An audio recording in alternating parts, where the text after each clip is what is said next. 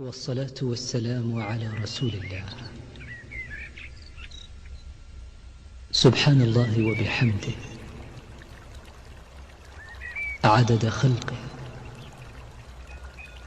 ورضا نفسه وزنة عرشه ومداد كلماته. أصبحنا وأصبح الملك لله والحمد لله، لا إله إلا الله وحده لا شريك له، له الملك وله الحمد وهو على كل شيء قدير. رب نسألك خير ما في هذا اليوم وخير ما بعده، ونعوذ بك من شر ما في هذا اليوم وشر ما بعده.